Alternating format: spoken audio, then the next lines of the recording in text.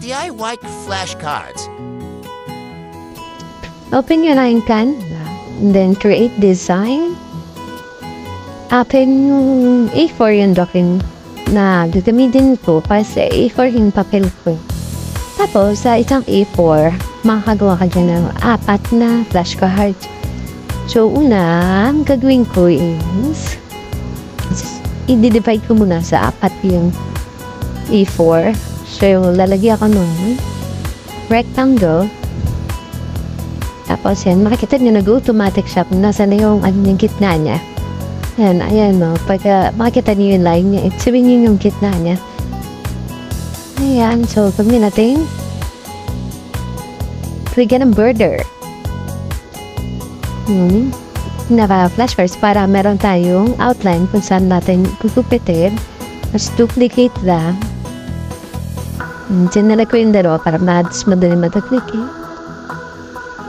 Tapos sinelect all ko para maayos ko yung pagkasais-nasa. Gusto ko yung hindi siya sagad sa mga gilid.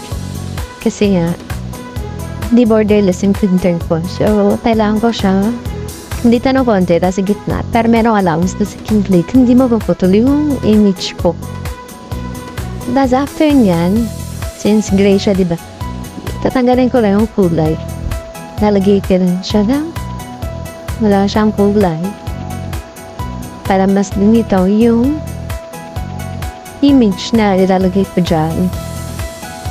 Tapos yung search ulit na elements, search mo lang yung image na kailangan magawa ng flashcards. Like, kailangan ko teeth.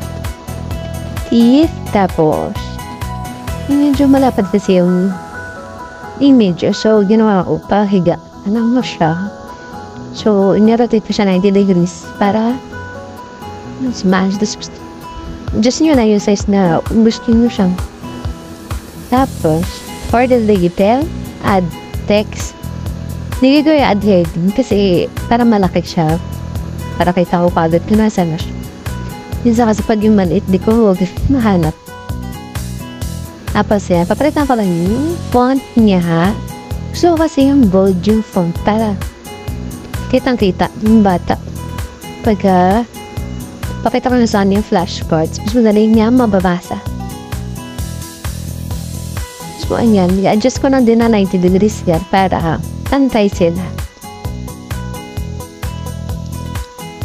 Yan. Laruin nyo lang kung gusto yung size para mag-match lang sila. Pero, sa parang ba, nag-automatic din yung mga spacing dyan. Ayan, may lumalabas siya na automatic na pantay na spacing.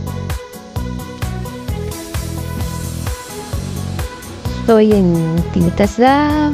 Gagawin ko na sisave ko siya. So, pit natin share, download. Tapos ako, pwede nyo siya download as BNG para maging picture. Or, ako, ginagawa PDF print. Para automatically, pagka click ko na, and pag-clinic ko na siya, ayan, di pa nag-diretso ko na siya, hindi ko na siya aayos sa Word. So, yan, ipiprint ko yan, choose ko lang aking printer, which is yung Canon G2020, tapos A4 size, bit of paper, para walang lumabas na image. Doon siyempre, para sa ginagawa ko is photo printing. Ang sunod yung borderless printing, pero hindi talaga siya.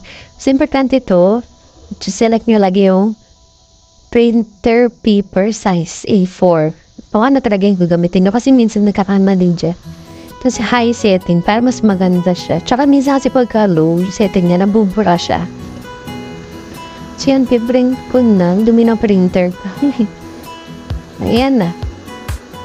Basta nakikita nyo, pero medyo madumi siya kasi scrap lang yung ginamit ko na papel. So, medyo sumabit siya sa loob. Pero pa ito yung full yung papel na gagamitin mo. Hindi yan sasabi. Tapos yun, nubipitin pa na. Pag ginapit niyo siya, pwede nyo siyang i-adjust dun sa may part na parang nag-smudge yung ink. So, yun, madali lang naman siyang gawa ng paraan. So, yun. Hindi naman natin siya kailangan sayangin. Yan, ginapit ko lang yung part na nag-smudge yung ink. Ayan siya. Yan. Halos wala na siya. Halos din na makita. Ayan. Butin mo lang yung sa outline. Sundan lang yung ginawang outline. Tapos, voila! Meron ka na. DIY flashcards.